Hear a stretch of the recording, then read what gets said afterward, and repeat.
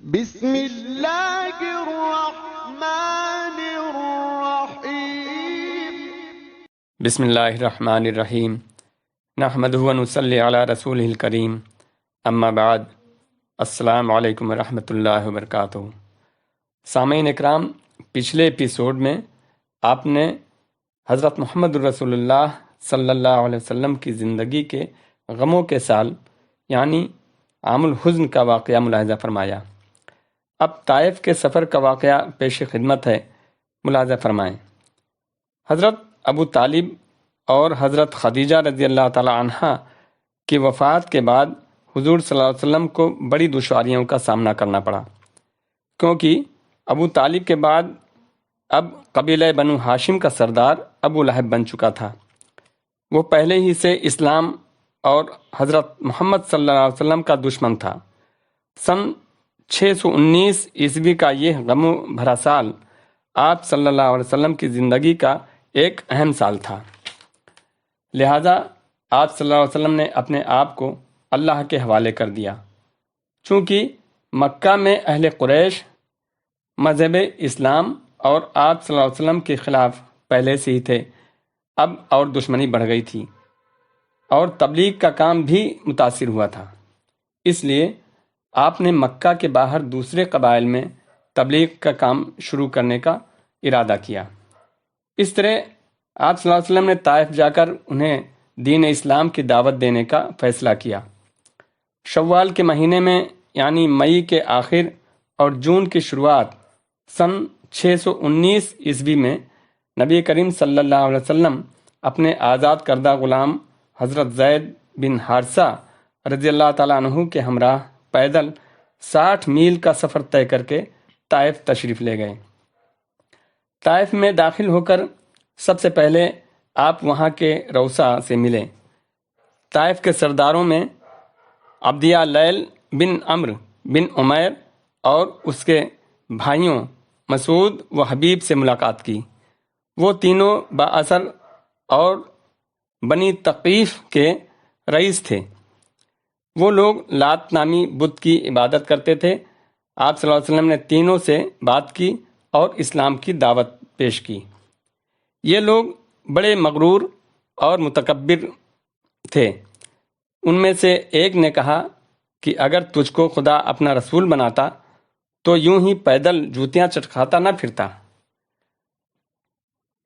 دوسرے نے کہا خدا کو کوئی اور آدمی نہ ملا تھا جو تجھ کو رسول بنایا۔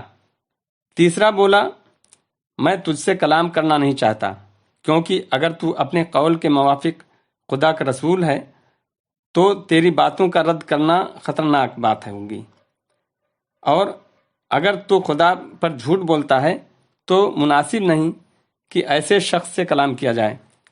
یہ جواب سن کر رسول اللہ صلی اللہ علیہ وسلم وہاں سے اٹھ کھڑے ہوئے اور صرف اتنا فرمایا،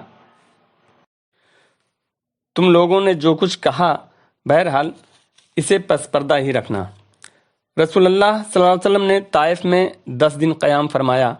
اس دوران آپ صلی اللہ علیہ وسلم ان کے ایک ایک سردار کے پاس تشریف لے گئے اور ہر ایک سے گفتگو کی، لیکن سب کا ایک ہی جواب تھا کہ تم ہمارے شہر سے نکل جاؤ۔ بلکہ انہوں نے اپنے غلاموں اور شہر کے لڑکوں اور اوباشوں کو حضرت صلی اللہ علیہ وسلم کے پیچھے لگا دیا۔ چنانچہ جب آپ صلی اللہ علیہ وسلم نے واپسی کا ارادہ کیا تو یہ اوباش یعنی غنڈے گالیاں دیتے، تالیاں پیٹتے اور گالیاں دیتے شور مچاتے آپ صلی اللہ علیہ وسلم کے پیچھے لگ گئے، اور دیکھتے دیکھتے اتنی بھیڑ جمع ہو گئی کہ آپ صلی اللہ علیہ وسلم کے راستے کے دونوں جانب لائن لگ گئی۔ پھر گالیوں اور بدزبانیوں کے ساتھ پتھر بھی چلنے لگے، جس سے آپ صلی اللہ علیہ وسلم کی ایڑی پر اتنے زخم آئے کہ دونوں جوتے خون سے تربتر ہو گئے۔ ادھر حضرت زید رضی اللہ تعالیٰ عنہ ڈھال بن کر چلتے ہوئے پتھروں کو روک رہے تھے، جس سے ان کے سر میں کئی جگہ چوٹ آئی۔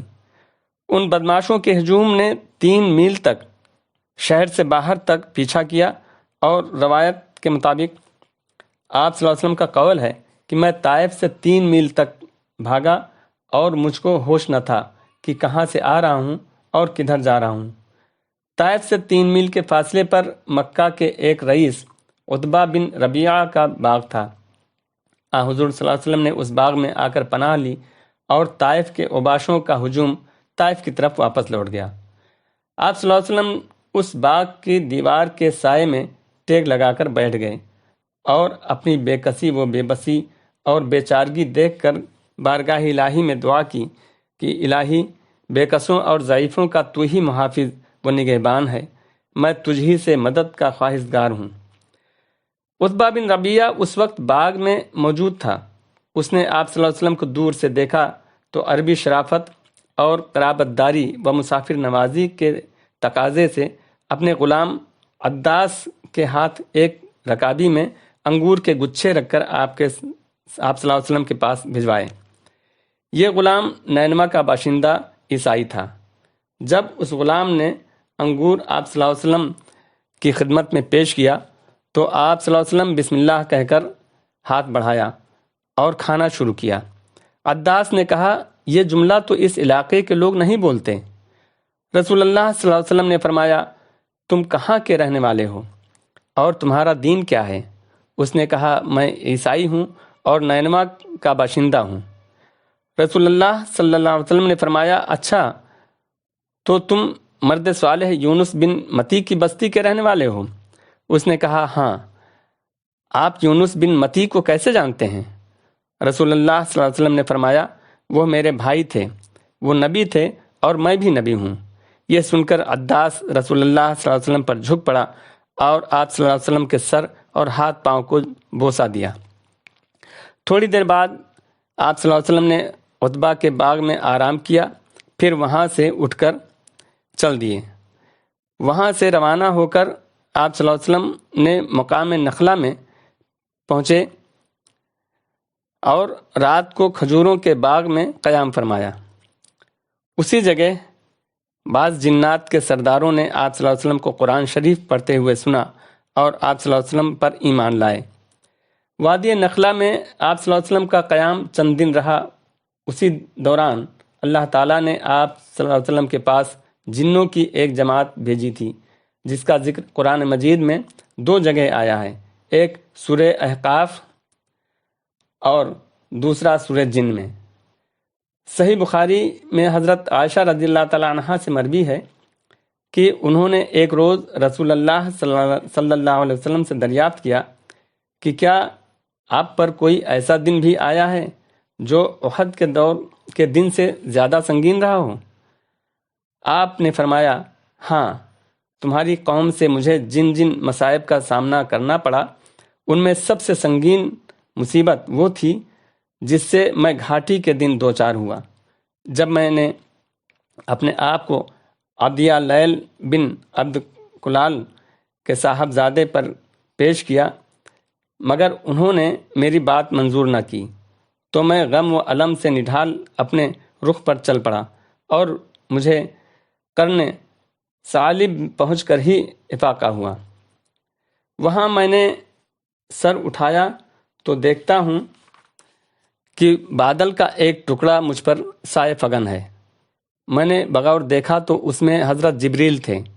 انہوں نے مجھے پکار کر کہا، آپ صلی اللہ علیہ وسلم کی قوم نے آپ سے جو بات کہی اللہ نے اسے سن لیا ہے، اب اس نے آپ کے پاس پہاڑوں کا فرشتہ بھیجا تاکہ آپ ان کے بارے میں اسے جو حکم چاہیں دیں۔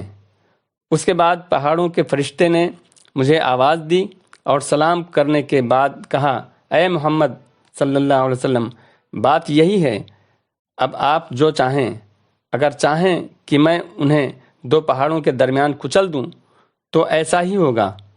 نبی کریم صلی اللہ علیہ وسلم نے فرمایا، نہیں، بلکہ مجھے امید ہے کہ اللہ عز و جل ان کے پشت سے ایسی نسلیں پیدا کرے گا جو صرف ایک اللہ کی عبادت کرے گی اور اس کے ساتھ کسی چیز کو شریک نہ ٹھہرائے گی۔ جنوں کی آمد اور قبول اسلام کا واقعہ در حقیقت اللہ کی جانب سے دوسری مدد تھی۔ اس نصرت اور ان بشارتوں کے سامنے غم و الم اور حزن و مایوسی کے وہ سارے بادل چھٹ گئے جو طائف سے نکلتے وقت گالیاں اور تالیاں سننے اور پتھر کھانے کی وجہ سے آپ صلی اللہ علیہ وسلم پر چھائے ہوئے تھے۔ آپ صلی اللہ علیہ وسلم نے عزم مصمم فرمایا کہ اب مکہ پلٹنا ہے اور نئے سرے سے دعوت اسلام اور تبلیغ رسالت کے کام میں چستی اور گرم جوشی کے ساتھ لگ جانا ہے۔ آخر رسول اللہ صلی اللہ علیہ وسلم نخلا سے روانہ ہو کر کوہ ہرا پر تشریف لائے اور یہاں مقیم ہو کر آپ صلی اللہ علیہ وسلم نے کچھ سرداران قریش کے پاس پیغام بھیجا، مگر کوئی شخص آپ کو اپنی ضمانت اور پناہ میں لینے کے لیے تیار نہ ہوا۔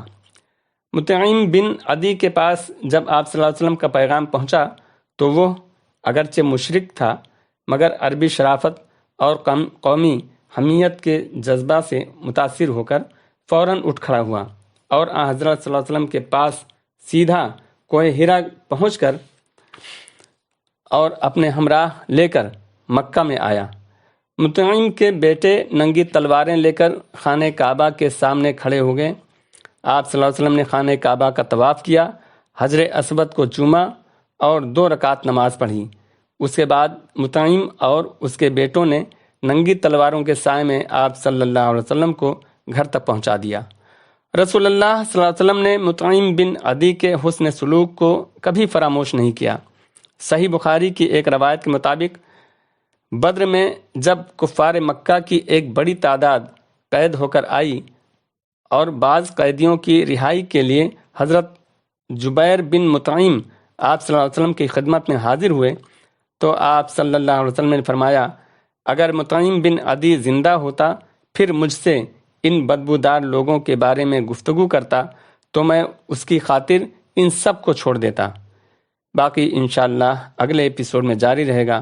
السلام علیکم ورحمۃ اللہ وبرکاتہ۔